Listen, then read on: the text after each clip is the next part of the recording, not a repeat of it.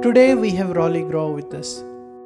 Rawley Grau has translated numerous works from Slovenian, including novels by Dušan Šarotar, Mojca Kumerdej, Gabriela Babnik, Vlado Žabot, and Sebastijan Pregelj.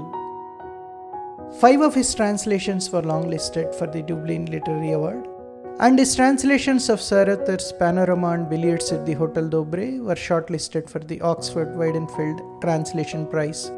He has also translated Ivan Cankar's play Depravity in St. Florian Valley, as well as poetry by Miljana Cunta, Miklavž Komelj, Janez Ramoveš, and Tomaž Šalamun, among others. In 2021, he received the Lavrin Diploma for Excellence in Translation from the Association of Slovenian Literary Translators. Translations from other languages include a book of poems and letters by the Russian poet Yevgeny Baratynsky, which received the AATSEEL Prize for the Best Scholarly Translation, and most recently a volume of poems by the Macedonian poet Aco Šopov, which he co-translated with Christina E. Kramer. Originally from Baltimore, Maryland, he has lived in Ljubljana for the past 2 decades. He spoke about relocating to Slovenia from the States, his work in Slovene translation and co-translation. To buy Rawley's translations, you can use the link given in the show notes. You can also give your valuable feedback on this particular episode using Spotify or Apple apps. I was born in Baltimore, Maryland, not far from Washington, D.C. in the United States. And I grew up in a family that read books. So, I was always, they weren't themselves, they were both teachers, but my parents were both teachers, but my mother was but they weren't scholars or great intellectuals. My mother was a kindergarten teacher, and my father taught mechanical arts at school, industrial arts at school. And so neither of them were,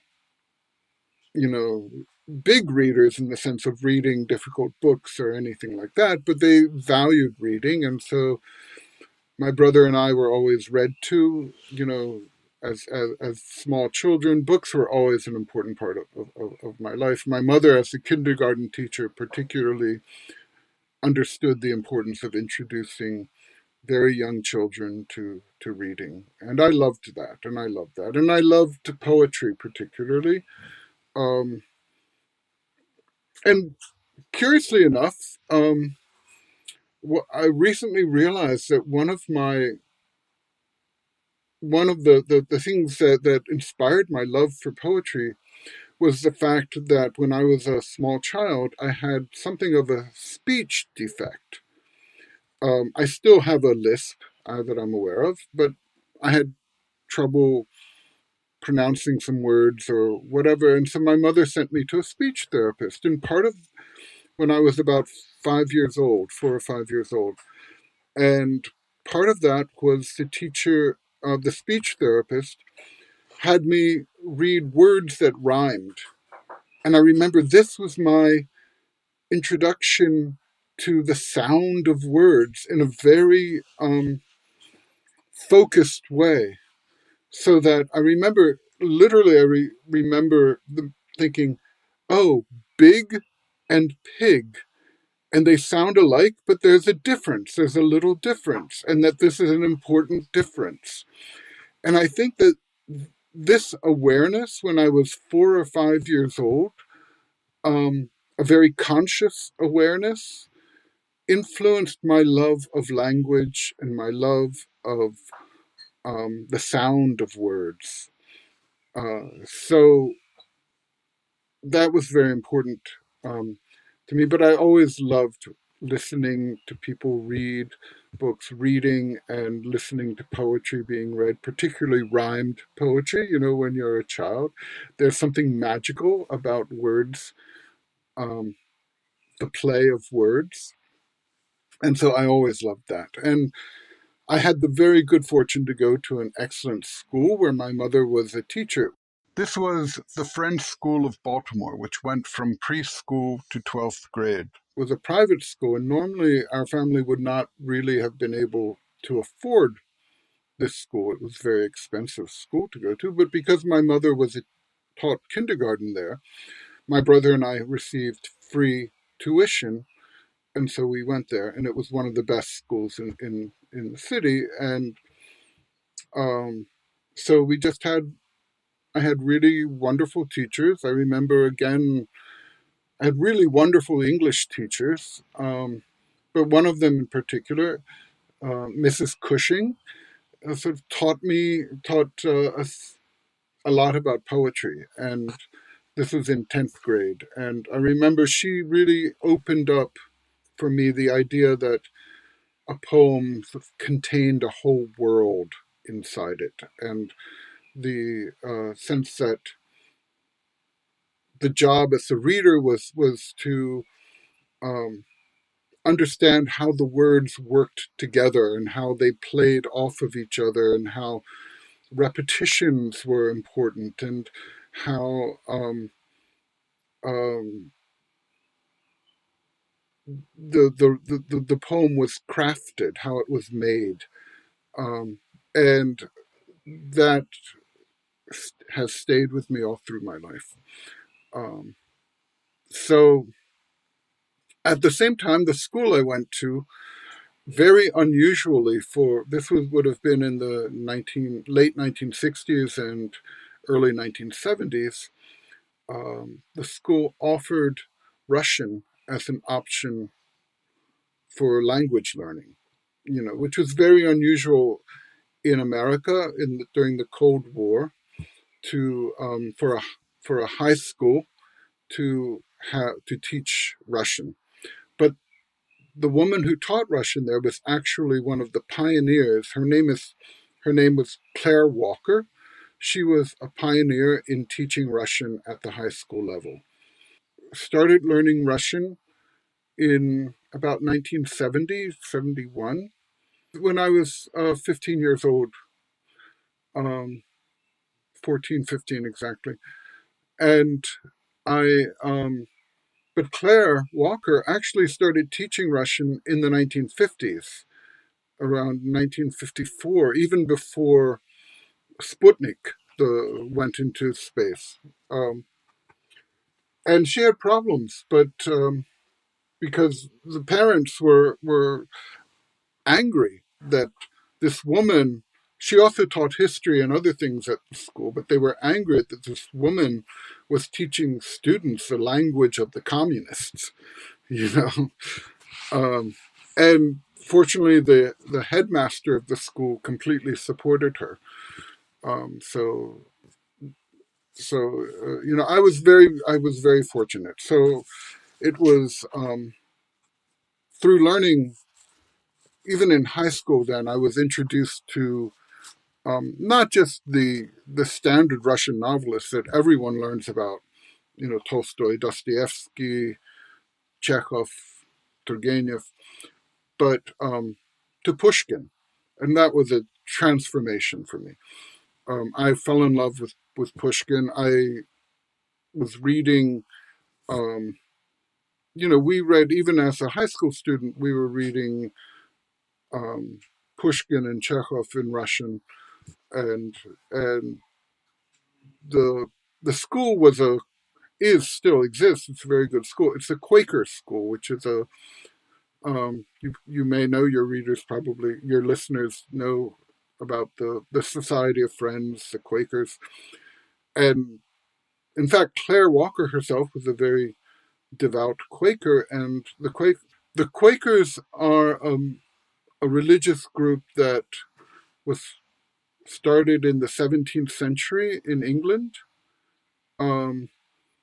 And they, like I just said, one of their main principles is nonviolence, peace and nonviolence, and respect for all human beings, regardless of gender, race, other religions, whatever. Um, uh, so the Quakers had women leaders as well as male leaders back in the 17th century. They refused, for example, to pay special deference to nobility, because for them a nobleman was just like a peasant. They were equal, and so they got in trouble because of that, and they were persecuted. And one of the most famous people to convert to Quakerism at that time was William Penn. And William Penn was an important army officer. His father had been a general, I think, in the British Army, and he was a nobleman himself, and he converted to Quakerism. The leader of the Quakers was George Fox. He was the founder of Quakerism, and it was then William Penn was very wealthy, and he was the one who founded the state of Pennsylvania. So the Quakers are best known then. Many Quakers then moved to Pennsylvania, and so there are large Quaker communities in the area that I grew up in. Baltimore is not that far from Pennsylvania, from Philadelphia. So it was just by chance that I went to this school because my mother was teaching there. But I learned as not just Russian, but I also learned a lot about the Quakers, and I think the Quaker values of respect for other people, for nonviolence, for humility, just I imbibed that, and it was one of the most, I am so grateful for that experience to be able to go to that school. So anyway, I learned Russian, fell in love with Pushkin, and then when I went to college, and I went to Johns Hopkins University, because I didn't, at that point, I which is also in Baltimore, and I had reasons I didn't want to leave Baltimore, so I went to Hopkins. I was a very good student at the high school. I also studied Russian there, as well as German, so expanding my knowledge of languages. And then went to the University of Toronto as a graduate student, which is in fact where I met Christina Kramer later. The University of Toronto, I got a master's degree in Slavic languages, and studying mainly Russian, but I also took Slavic linguistics and Old Church Slavonic, the language of the Orthodox Church from the beginning in the 8th, 9th, 10th centuries.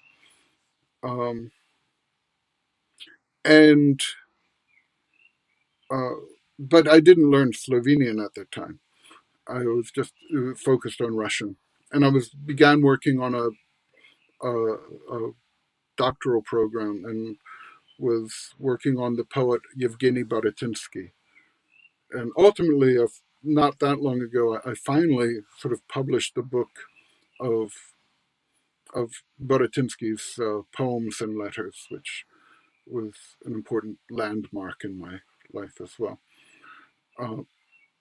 But I never completed my PhD. Sort of life intervened in various ways, and I decided to leave the academic world.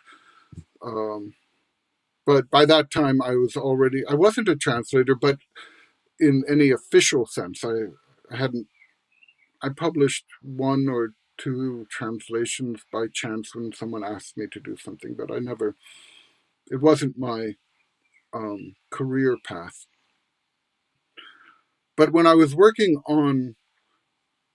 studying this poet, Yevgeny Baratynsky, I was also, for my own, I won't say my own enjoyment, though I did enjoy it, but for my own education, I was translating some of his poems into English, because as you noted before when we were talking before this podcast, translating something is really the closest way you can get to the text.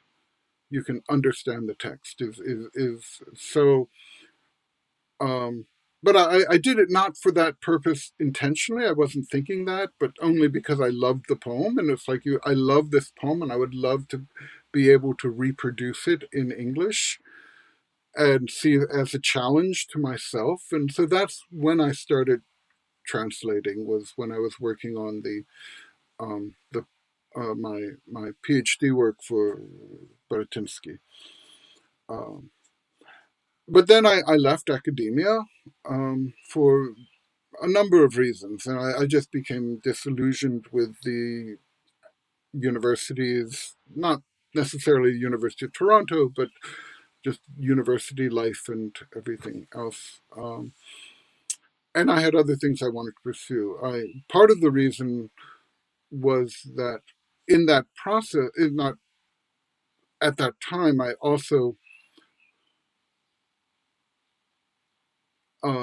decided or came to the realization that I was gay, and so I really wanted to focus on that, focus on not being gay so much, but just focus on. I mean, that was taking up a lot of my mind then, and energy. And what I did, in fact, was once I left academia, I moved back to Baltimore, and I began working for an LGBTQ newspaper, and then became the editor of that newspaper. This was in the 1990s, so I was the editor of. For us, it was a terrible time because of the AIDS crisis, and so there was a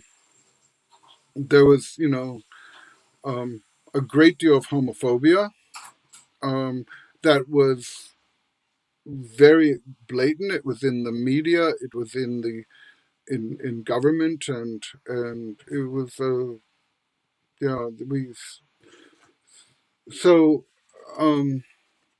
looking back on my life, the years that I spent as the editor, the paper was called the Baltimore Alternative, and the years that I spent as the editor of the Baltimore Alternative are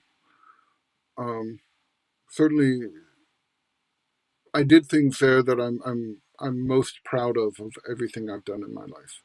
I mean, literally, our paper saved lives by providing important information to people about AIDS, about police harassment, about other issues, and primarily helping people to feel confident in themselves as gay men, lesbians, bisexuals, transgender, to give them hope.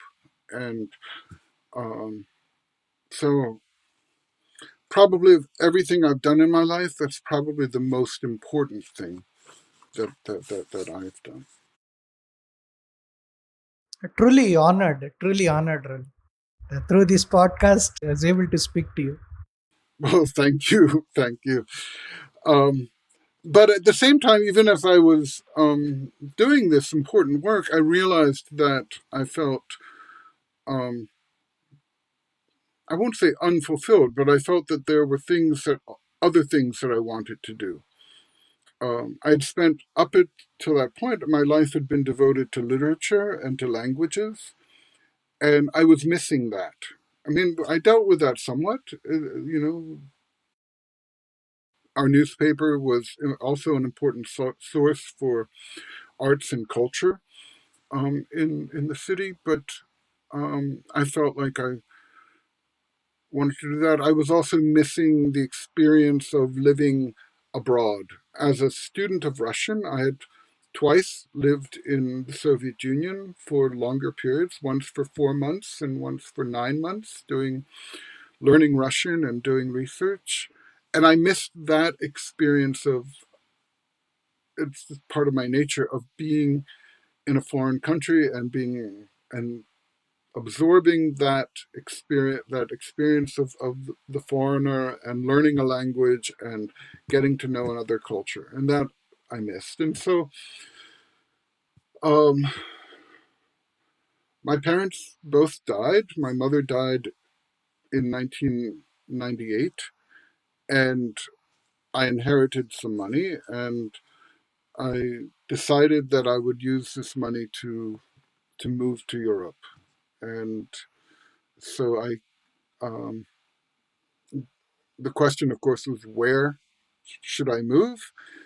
At that point, Russia was very chaotic in the late 1990s, the end of the Yeltsin era. And also it was very cold. And I said to myself, I've spent my life, part of my life in Canada, part of my life in Russia, and I'd like to live, I'd like to live someplace that isn't so cold. And but I also knew that when I was thinking about moving to Europe, that I needed to be in a country that was stable, that was politically and economically stable, and that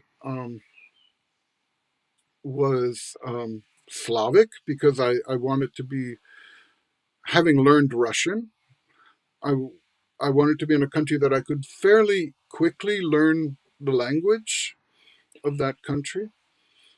And I wanted to be in a country that I wouldn't feel in personal danger because I was a gay man. So looking at a map of Europe with all of these thoughts going through my mind, good climate, political, economic stability, and a certain openness to the LGBTQ community, and Slavic, there were only two countries that at that time, and we're talking about 1999 at this point, that were possible. One was the Czech Republic, and the other was Slovenia. And I decided on Slovenia because I knew that Prague, the capital of the Czech Republic, was already a place that many, many Americans were moving to for all kinds of reasons. And I didn't want to move somewhere I would just be lost in the American expat community. So I didn't know much about Slovenia. At that point, again, we're talking about 1999, so I knew, because I followed the news, I knew about the breakup of Yugoslavia. I knew that even that there had been a short war in Slovenia, but that it had very quickly become independent and established a government and was no longer being threatened by war, unlike the rest of the former Yugoslavia.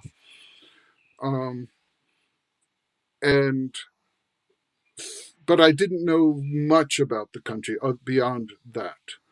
I knew that because I had studied Slavic languages, I knew that the Slovenian people had their own language. So I started reading things about Slovenia, whatever I could find. And I became, in a way, in love with Slovenia, with the history, with the strength of the people, their determination, the fact that this is a small country with only 2 million people, but that they had preserved their language over more than 1,000 years,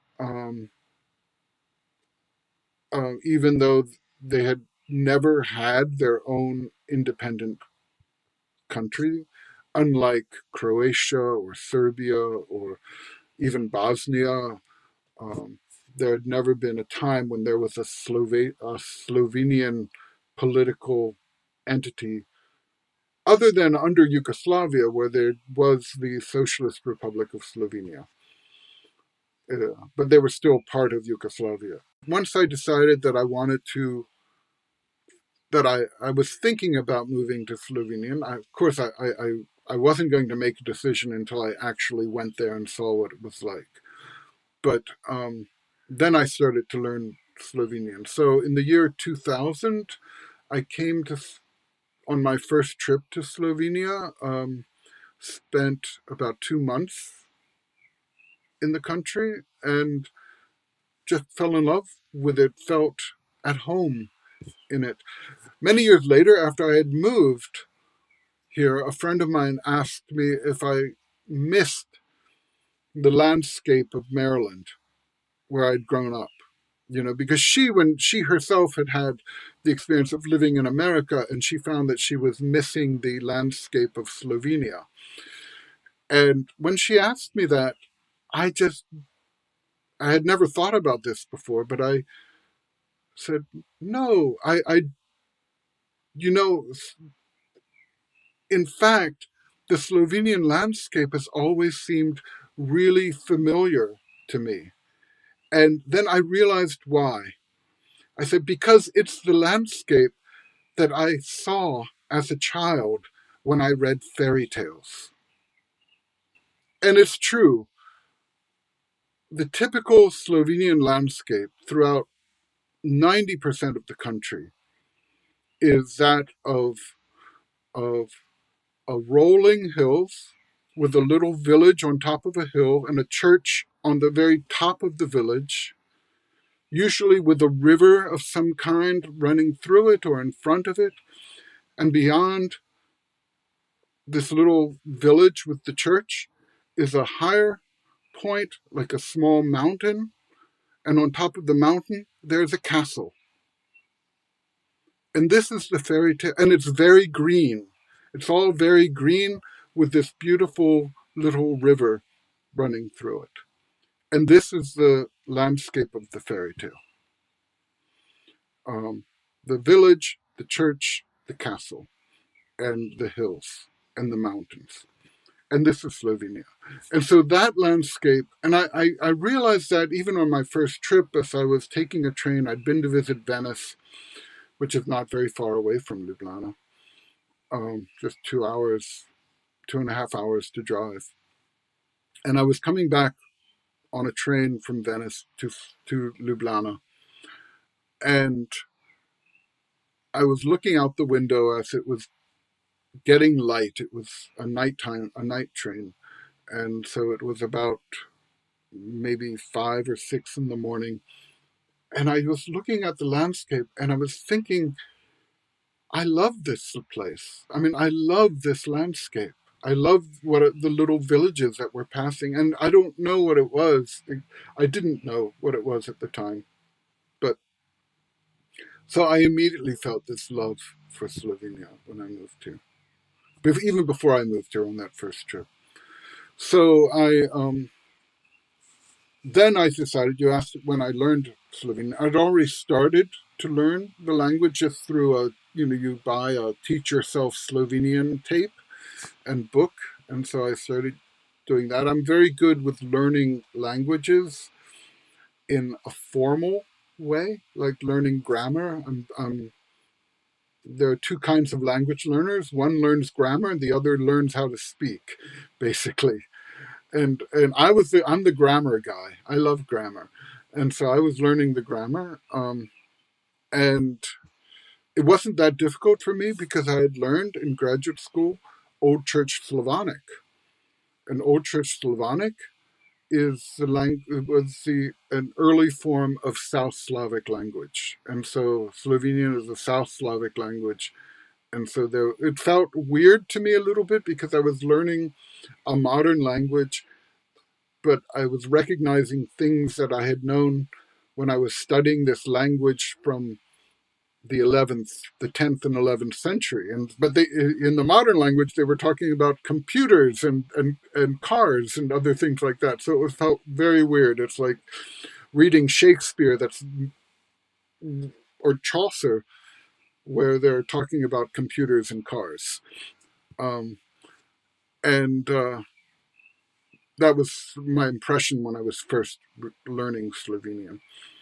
But but yes, I was able to very quickly be able to read newspapers in Slovenian. And then when I moved here, decided to move, the way I did it, sort of the legal way I did it, was I enrolled in a class to learn Slovenian. I didn't need to worry too much about money because I had this inheritance. And so I came here initially on a student visa because I enrolled in a class at the university for Slovenian, a full-year program. And within the first week of being here, I met at a cafe the poet Aleš Debeljak and his wife, who is an American, Erica Johnson Debeljak. And just by chance, overheard a conversation, and I was talking about something with a friend, and Erica asked me if I was from America, and then we all started talking, and it turned out this was this well-known poet, Aleš Debeljak, whose poetry I had already read in my self-education of about Slovenia. And I'd only been in the country in less than a week, literally less than a week. And then we exchanged phone numbers. The next day, Aleš Debeljak calls me and tells me that he has an essay that he had written. It had been translated into English, and would I look at his essay to try to make corrections and things, and how much I would charge. And I said, well, to myself, I said, I won't charge him anything. This is Aleš Debeljak. I just arrived and I already am being offered work.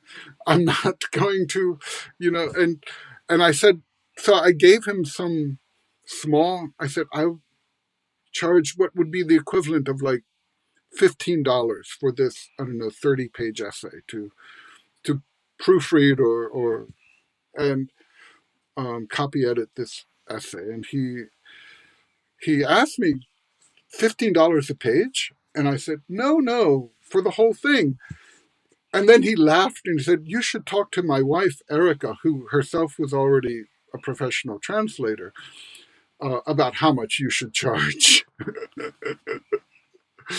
So that's the way I became friends with Aleš and Erica. And then that work of translating the essay, which he liked very much, a few weeks after that, he contacted me and said, I have a book that was of essays that was published in Slovenian, and now I've been asked to, there's an American publisher who's interested, and it's been translated into English already, but I don't like the translation. Would you look at it? And he sent that to me, and I contacted him. I told him, the translation is not very good. In fact, me having been in the country just for a few weeks and just beginning a Slovenian class, it's easier for me to understand your Slovenian than to understand the English. And why don't I, using what was your English translator had done, and with your help, because Aleš actually had lived for, he'd done a PhD in America, so his English was excellent. And I said, if you help me, and based on what had already been translated, I will go through it and retranslate everything. And so that actually was the first book that I translated into English from Slovenian. So that's how my translation career started. As a graduate student, I had already started translating Baratynsky, and I loved that experience. I loved the experience of translation. And I had done a few things by chance of translating from Russian. I translated an essay by the Russian art historian Boris Groys for a book. And no, I loved translation already. I loved that. I had already, at one point before I started working on Baratynsky, I'd begun thinking about doing my PhD on translation and on the problems of translation. So I was always interested in translation. I can remember reading, though the idea of translating something was very scary to me. When translating, not translating like any text, but translating a piece of great writing. I remember even when I was in undergraduate, doing my undergraduate studies, reading a short story by Chekhov in Russian and just being amazed. And it was so beautiful. And was thinking, how would anyone translate this? How could you translate this into English? And not that I tried at that point, but I just remember feeling like this would be almost impossible. And yet, if something's almost impossible, then it's a challenge, right? Then it's become something that you want to try to do. And yet, I've always been aware, even to this day, I'm aware that translation is always, in some way, an exercise in, I used to say in failure, because you can know that you will never produce something that is, if you're dealing with Pushkin or Chekhov or Dušan Šarotar, a Slovene writer, or Sebastijan Pregelj, or Aco Šopov, the Macedonian poet I translated, you can never produce something that is exactly like the original, that does exactly the same thing, that makes me as a reader feel exactly that way. But you can try. And so I believe it leaves you with a feeling of inadequacy. it leaves you with a feeling of incompletion.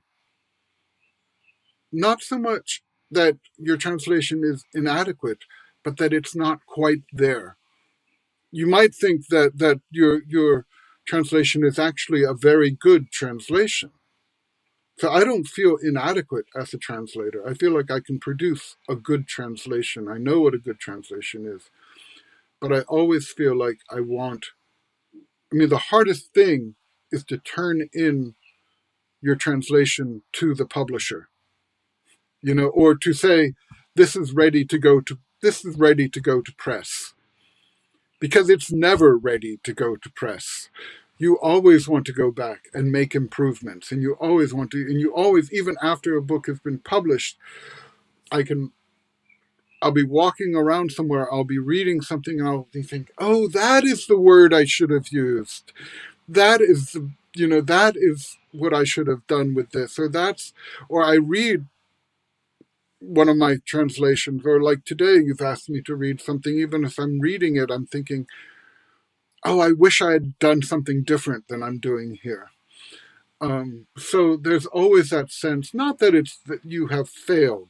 So that's not the word I use. I think my translations are hopefully successful and do something, but that there's always a sense that they could be better. Let's say 2001. You have been a full-fledged translator, professional translator? Yes, not necessarily always a literary translator, because especially the first, you can't make a lot of money doing literary translation, and my inheritance wouldn't let me live forever on that money. I didn't inherit $1 million. A much more modest amount. But I did have some room there in the first years not to worry too much about money. But I did work. I did build a career, but not initially as a literary translation. I did some literary translation, but mainly I was very quickly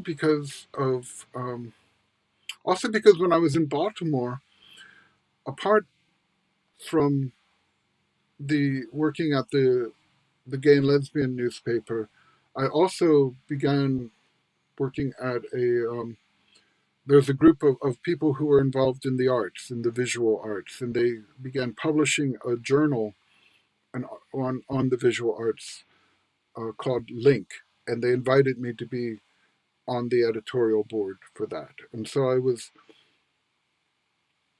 and I've always loved art. I've always loved visual art. So even at the newspaper, I would occasionally write art reviews, and then I became involved with Link, and I wrote a few things for Link, but I was also working as an editor there and working with other writers who were writing about art. So I was very interested in visual art. And when I moved to Slovenia, again by chance, people that I had known from that arts journal were involved with Slovenian writers and poets. And this is just a coincidence. One of the women who had founded that arts journal later then moved to New York and became part of this organization called Arts Link, which in the late 90s and early 2000s was involved in, at that point, in connecting people from other countries, artists and writers from other countries, with American artists and writers and theater people. And they were working a lot with the former Yugoslavia and Eastern Europe, the former Soviet bloc countries. And so my friend Kathy, even on that first trip, she gave me a list of people that she knew from Slovenia who had been involved with this program of bringing artists and other creative people to America on as a kind of internship or to get them involved, and vice versa. And other friends I knew from the journal put me in touch with other Slovenian artists and gallery owners. One of these artists was Mojca Kumerdej. And again, this happened within the first month that I was living in, or the first 2 months. Mojca Kumerdej is a wonderful artist and architect, and she's really a major figure in the contemporary art world, not just in Slovenia, but internationally. She has won major international prizes. She exhibits at all of at major art venues. And so through her, I began working with her, helping her with not so much translation, but with editing of text. She writes a lot of, her English is very good, but she needs help with some things. And so I began working with her. I became connected with some of the galleries and museums and art museums in Ljubljana. So within a few years, I had a career as translating and editing art writing for galleries, museums, catalogs, scholarly writing on art. So that was what I was doing in that first decade, mostly. And then I had a few chances where I could also do literary translation. And then I would say around 2015. So I'd been here already for a long time when I became more focused on literary translation. Maybe before that, 2012, something like that. Became more focused on literary translation. It appears that you worked a lot with Istros books. Yes, and this was in beginning in 2015, and that was because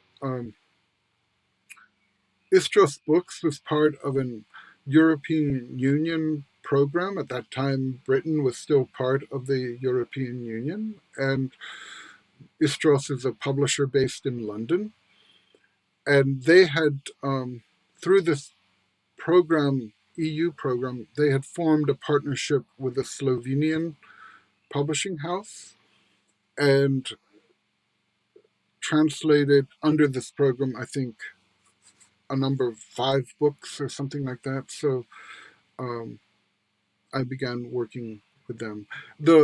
Susan Curtis, who is the founder of Istros Books, is herself a remarkable woman who had spent a lot of time in the Balkans, and she speaks Serbo-Croatian and is very interested in the Balkan region, which extends from Slovenia to Romania, Hungary. I mean, all of this region down.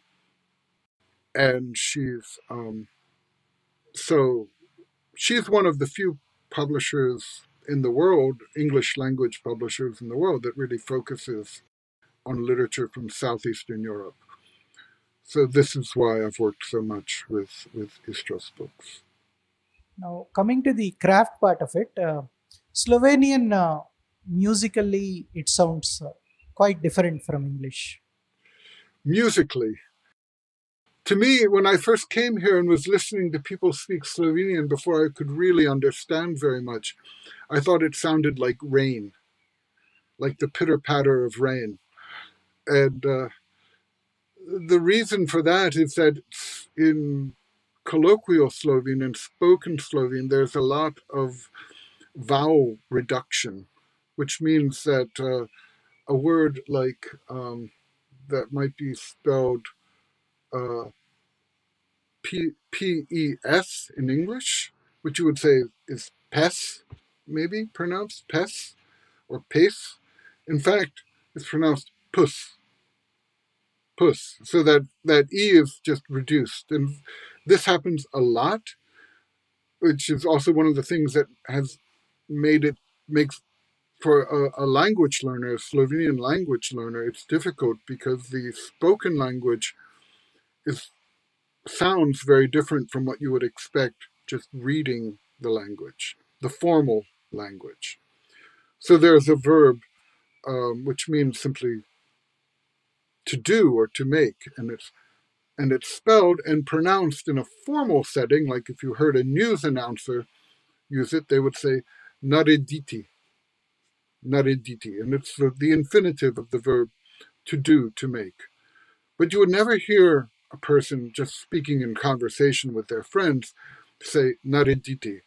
They would always say either naredit, naredit, or narest. Ne morem tega narest. I can't do that. Ne morem tega narest. Or ne morem tega naredit. And it's the same word, narediti, but but they reduce the vowels.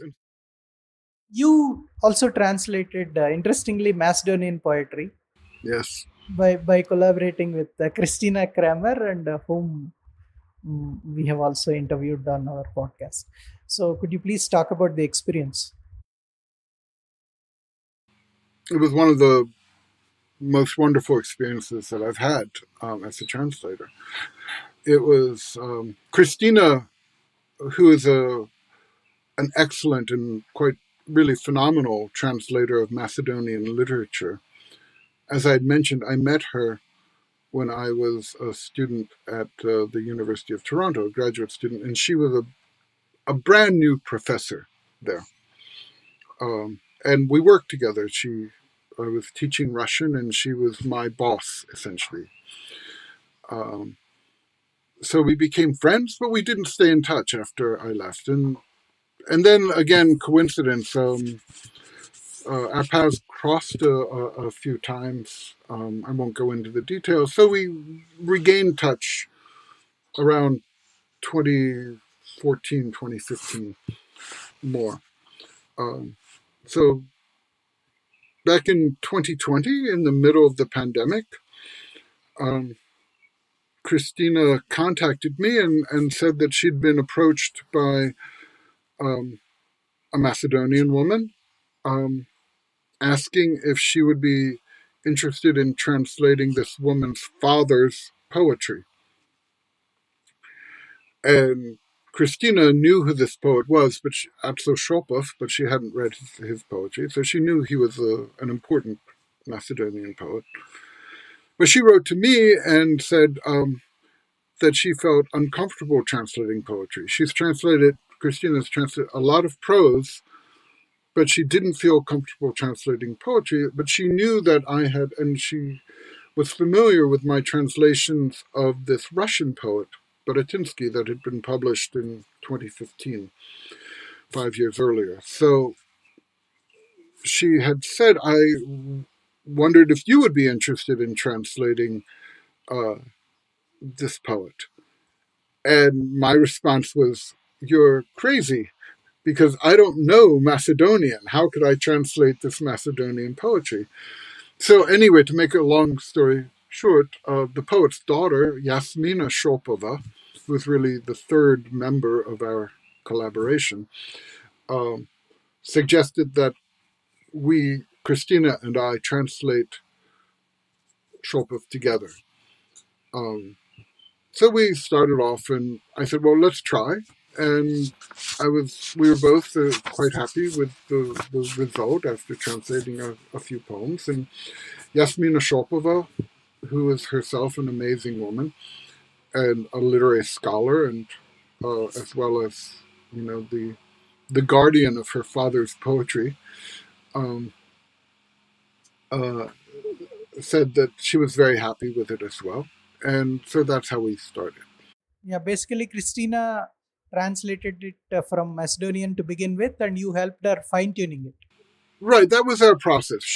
Christina, she gave me a literal translation, a more or less literal translation of the poem.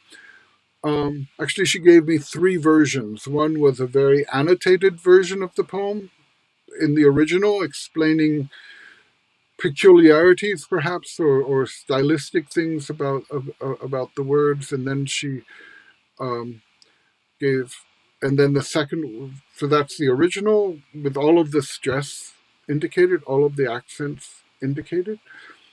Then she gave me an interlinear version where it was a very stilted version, English version, but it showed me which word meant what and how they fit together.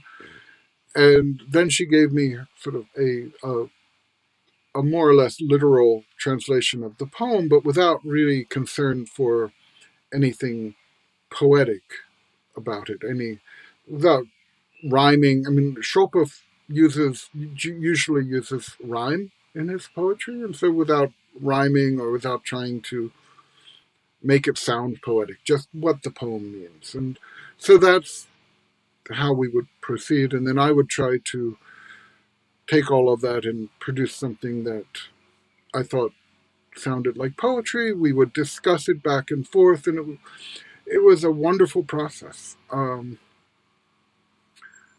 And really the most interesting thing about that kind of collaboration, and as a translator, you rarely collaborate in this way. You might have discussions with the author about certain things, and of course, you go back and forth. You have conversations in your head about things, but you don't actually have a conversation with another translator about what the possibilities are for translating something. And for me, the most wonderful thing was we would ask, or Christina would say, why did you choose this word, or why do you think this works? Or I would ask her, why do you think this doesn't work? Why do you think this isn't a good choice? And we would have to then explain it to each other. Because normally as a translator, you operate a lot by instinct. It just sounds good to you, or it flows, or this seems to be the right choice instinctively. But you don't have to then explain to someone why this seems a good word for you. So having to make that explicit was, for me, a wonderful experience. I think I learned a lot about translation by doing that. I learned a lot about my own approach to translation. So it was a great experience. And the book was published last year, 2023, which was the 100th anniversary of the birth of the poet Aco Šopov.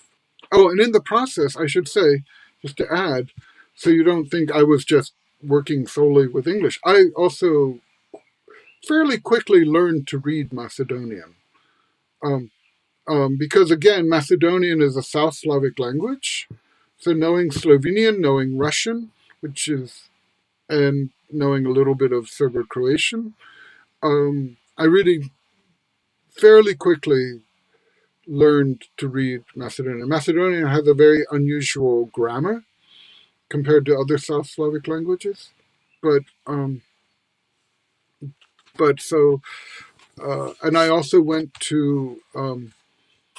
language school, to a summer language school in Macedonia for 3 weeks in this intense course of learning Macedonian. Now, coming to prose, tell us about these novels. Briefly introduce us to Billiards at the Hotel Dobray. I hope I am pronouncing it right. Very good. Very good. And in Elvis's room. In Elvis's room. Okay, Billiards at the Hotel Dobray is by a writer named Dušan Šarotar. And before I translated this novel, I translated another novel of his, which is called Panorama, which is a beautiful novel. It was published by Istros, I think in like 2016 or something like that, or 2017. And he really is, Šarotar is really, I think, one of the finest novelist writers in Slovenia today. So I was very happy to translate Billiards at the Hotel Dobray, which was an earlier novel. But what is interesting about the novel and about Dušan is that Dušan grew up in a region of Slovenia which is in the northeastern corner of Slovenia, called Prekmurje, which used to be part of Hungary when it was Slovenia for 1,000 years. Was under, not 1,000 years, but for about 600 years was under the Habsburgs and the Austrian crown.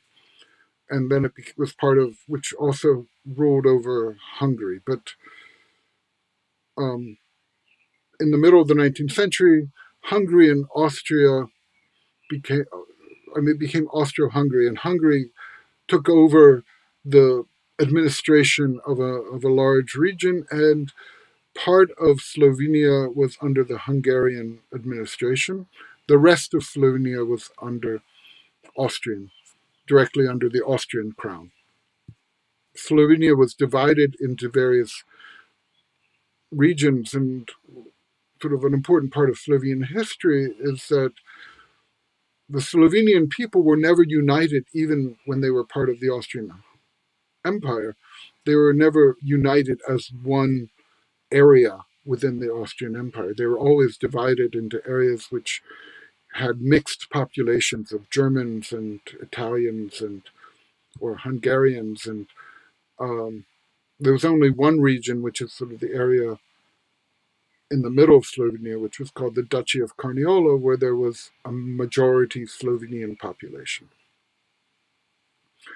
Anyway, that's Slovenian history. Prekmurje, this region in the northeastern corner, was under Hungarian administration. After World War I, it became part of the Kingdom of Yugoslavia. But then after the Nazi invasion of Yugoslavia in April of 1941, Prekmurje was given to the Hungarians again. So it again came under Hungarian administration. Now, because of that unusual history, Prekmurje, going back to the 17th century, did not experience the Catholic Counter-Reformation. During the Reformation, a large portion of the Slovenian population became Protestants, Lutherans. But then right around the year 1600, the Catholic Reformation came in and rather violently persecuted the Protestants and drove them either out of the country or forced them to convert to Catholicism. This did not happen in Prekmurje because it was under Hungarian rule, and there wasn't this kind of strict, violent counter-reformation in Hungary. The other factor was that even a century before that, in the early 16th century, the Jews who lived in this part of the world were expelled from that area, from the area that was under the Austrian crown. The Jews were not expelled from the area that was considered part of Hungary, because that was not included in this movement to get rid of the Jews. So, as a result, most of Slovenia, modern-day Slovenia, did not have either a Protestant, many Protestants, or many Jews living in Slovenia. But the area of Prekmurje had a large Protestant group as well as a fairly large Jewish group in 1940. In fact, the Protestants living in Prekmurje were the dominant part of the society. They were the elite in the society. The Catholics tended to be workers and other people. And they spoke various languages, Hungarian and Slovenian, but also their own version, their own dialect of Slovenian, which is Prekmurjan. So this is the region that Dušan Šarotar grew up in. Billiards, his novel Billiards at the Hotel Dobray, is the story of what happened in Prekmurje at the very end of World War II, when it was occupied by Hungary, when the Jews had been expelled by the Nazi and Hungarian forces. Virtually the entire Jewish population of Prekmurje was sent to concentration camps, many of them to Auschwitz, including a man who was actually the grandfather of the writer, of Dušan Šarotar, who is part Jewish. And so his grandfather was one of those, and his grandfather's first wife and son were all sent to Auschwitz. His grandfather, or into forced labor or Auschwitz, his grandfather actually managed to escape and return to Prekmurje. So the novel is loosely based on Dušan's own family history. And in fact, this was the first novel in Slovenia, and I think the first book of any kind, that dealt with the Holocaust in Slovenia and the expulsion and massacre of the Jewish population there. And one of the characters is a man named Franz Schwarz, who has returned from forced labor in Poland and Hungary, walking across Hungary to Prekmurje, to the town of Sobota, which is the main city in Prekmurje. Meanwhile, the Hungarian forces, a small Hungarian force, has based itself in one of the most elite hotels in Sobota, which is called Hotel Dobray. And so Hotel Dobray is now where the Hungarian soldiers are living. And so the story is about various people, including a man who is one of the major business figures in Sobota, who owns a meat processing plant and produces meat and sausages and everything for the whole region, and has this great business. And so it's about the interweaving of these lives of at this very critical time in literally the last weeks of the Hungarian occupation. And it ends, in fact, with the occupation by the Red Army, by the Soviet army of the area. But it is also about much more than that. It is about how individuals face tragedy and loss, about the character of the entire region and its landscape. But mainly, I think it is a requiem for the Jewish community that was lost. And at the same time, and in spite of this, It is a love poem to Krekmoria and Dušan's hometown. It is a very beautiful, meditative, and poetic book. And my challenge as a translator was how to convey Dušan's very particular style in English. Elvis's Room is by a writer named Sebastijan Pregelj, who is himself trained as a historian, but has really, as a writer, he's made a career writing children's books and novels for adults. He does both. Elvis's Room is a novel for adults. In both his children's books and in Elvis's Room, you can see his fascination with history. In Elvis's Room is also, to a large degree, autobiographical. It's about a boy named Jan. And Jan was born in the early 1970s, but we first meet him when he is about 5 or 6 years old, maybe even a little younger. We don't know exactly. And then we see it, and it's told from the perspective of Jan. It's told, in fact, in the first person. So we see this boy grow up. It begins in the late 1970s, then moves into 1980, which is when, in Slovenia, in Ljubljana, in fact, it takes place in Ljubljana.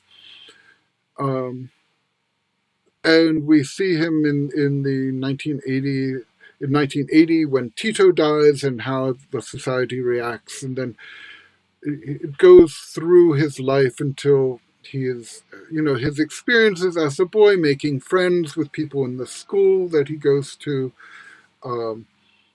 and his first experiences with his own body and sexuality, and his first time he falls in love, gets his heart broken, and then later meets a girl that he actually has sex with when he's, in, 16 or 17 years old.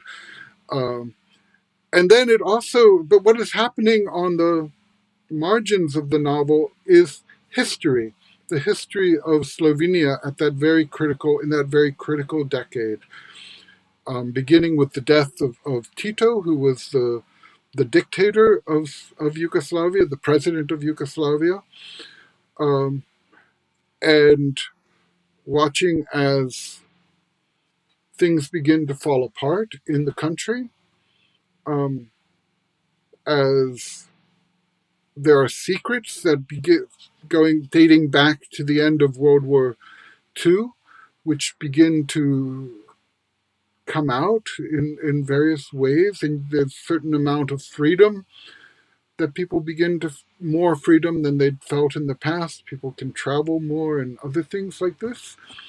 And you see all of this happening through the eyes of this boy and his family.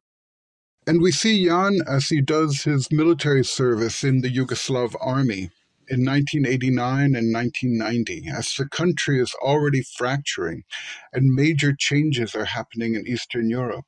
The fall of the Berlin Wall, the revolution in neighboring Romania.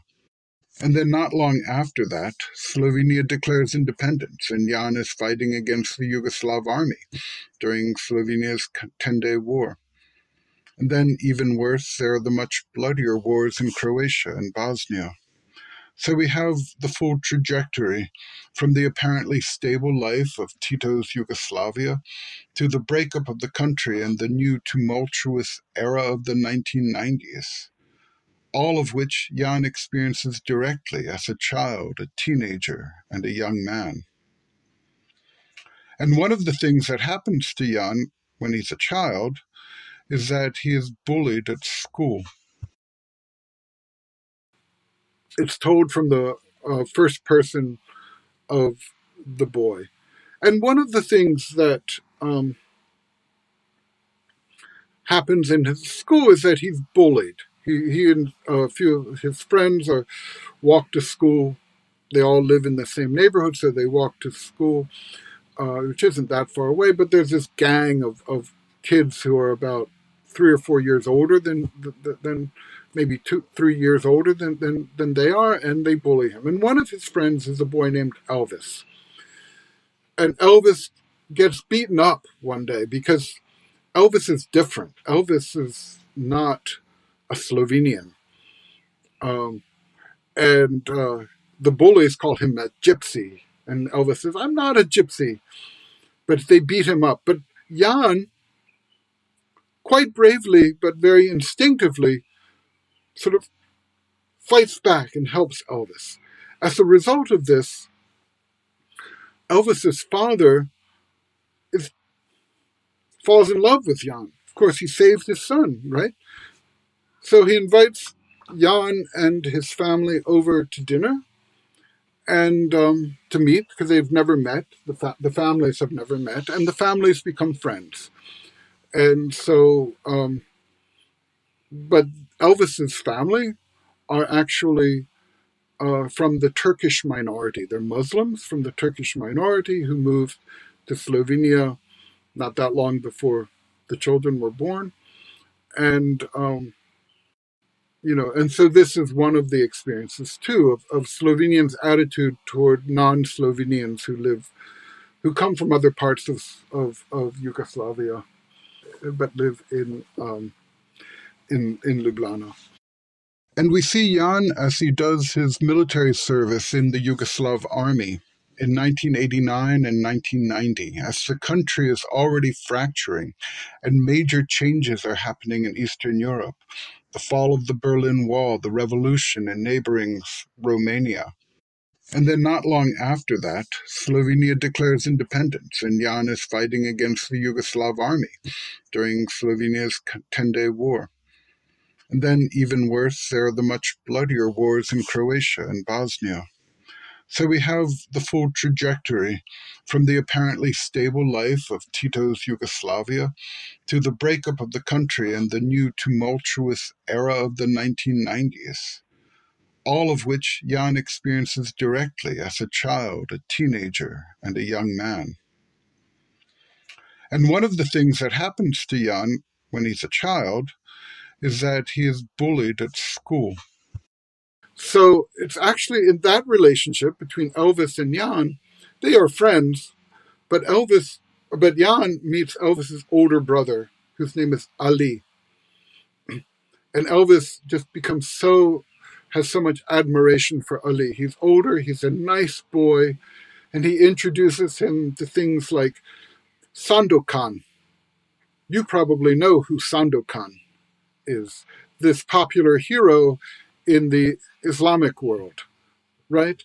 But of course, Jan, like most Slovenes and like most Westerners, has never heard of Sandokan. So he's very interested in finding out about Sandokan.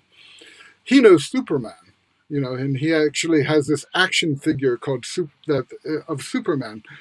And then Ali shows him an action figure of Sandokan, and so this is very exciting for him. And he admires Ali. And so a lot of the novel is about many things, about Jan's experiences growing up, but the relationship that he has with Ali is also part of the novel. So I will read a passage which actually is the first time when the families meet. They've been invited, Jan's family has been invited over to Elvis's home for dinner. And so the passage begins when they are moving on to the first course at dinner. While Elvis's mother is clearing the empty bowls, his father tells us that they are both from Macedonia. But we're not Macedonians, he says, raising his index finger. We are Turks. Yes, that sounds rather wild and exotic, but if you remember that the Ottomans ruled our region for 600 years, there's nothing so unusual about it. You know, he goes on, shifting in his chair, the area around Gostivar is full of Turkish villages, and there are others all over Macedonia. Years ago, large numbers of our people started migrating to Turkey. The authorities gave us passports and opened the door so we could go. I don't know what we did to upset them, but the message was clear. Entire villages emptied out. Albanians moved into some of them, but others were eventually abandoned. Farhana and I decided to move to Slovenia. It's true that our ancestors were Turks, but really, in Slovenia, people used to be afraid of Turks, Dad says with a smile. When I was little, my grandmother would scare us with them. She'd say, "If you don't behave, the Turks will come and get you." What nonsense. I'm happy that you are here. Dad reaches his hand across the table. He and Elvis's father shake hands, as they will several more times that day. I have never seen my father shake hands with someone so many times in a single day, but it's probably a good thing, and I like it. Just before Elvis's mother places a large baking dish with pieces of meat on the table, she warns us, "Careful, it's hot." Everyone sits up a little. "It's goat meat," Elvis's father says, pointing at the dark, steaming pieces. "I have my own butcher.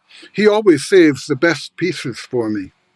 My father smiles and says, "It looks good." And so it is.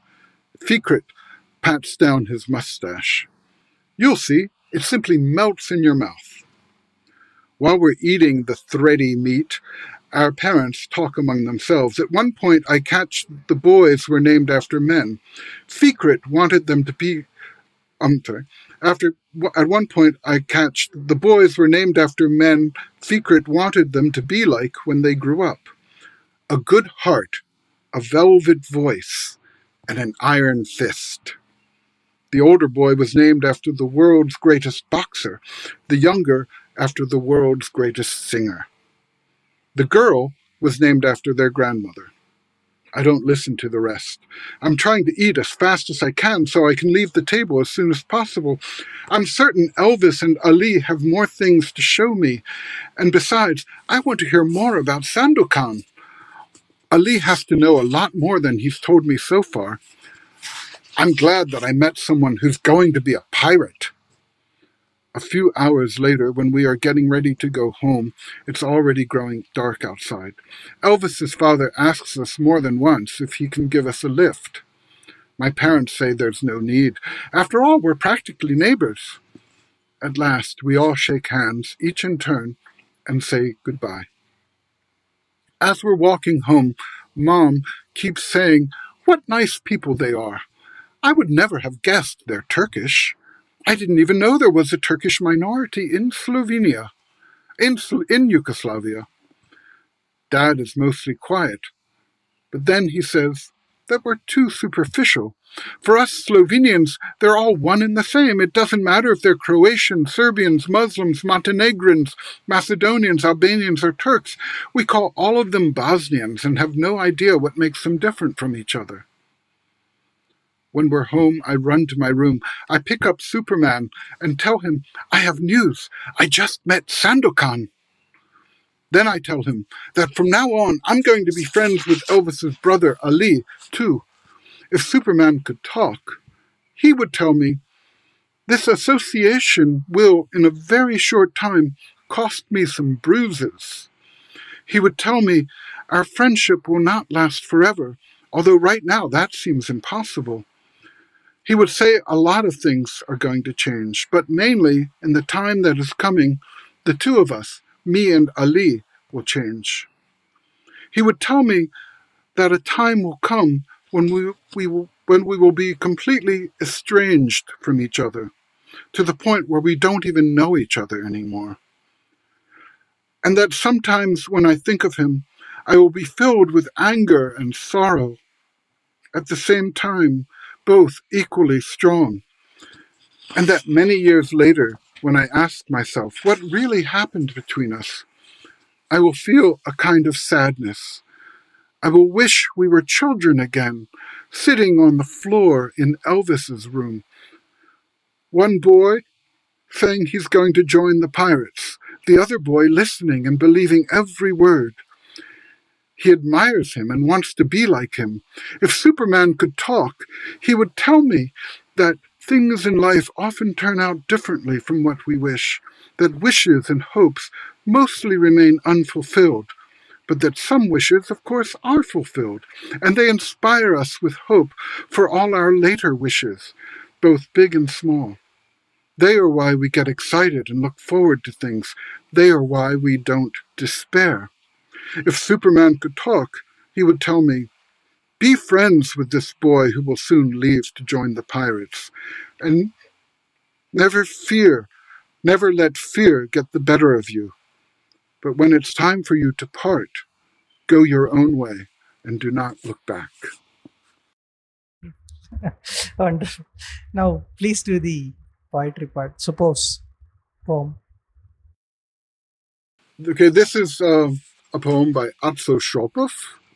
It's from the book The Long Coming of the Fire, which I co-translated with Christina Kramer. Raganje na zborot. Glusht na glusht.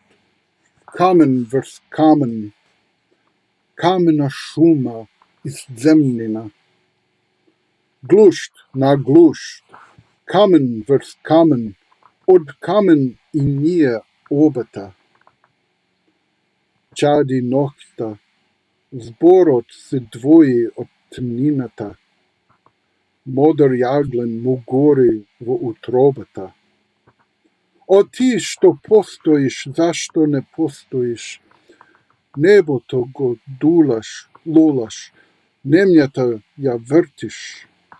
O ti, što postojiš, zašto ne postojiš? Zemljata jači pod kameni pločnici. Ide zamelušen od svojite smrti, zborot što gi krši site slepoočnici. Glušt na glušt, kamen vers kamen, svoj grob soprokuda go kopam.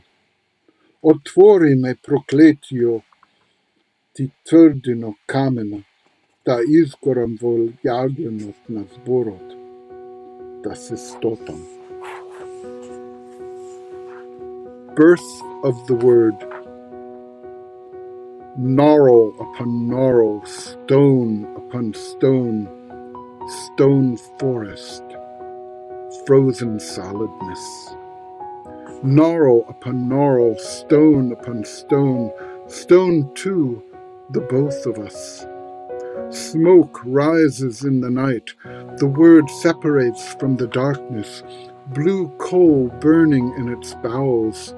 O you who exist because you do not exist, you shake the sky, you spin the earth. O you who exist because you do not exist, the earth groans beneath stone plates. Dazed from its dyings, the word comes forth, the word that splinters all our temples. Gnarl upon gnarl, stone upon stone, out of bad habit I dig my grave. Open me, accursed one, you fortress of stone, that I may burn in the coals of the word and melt away.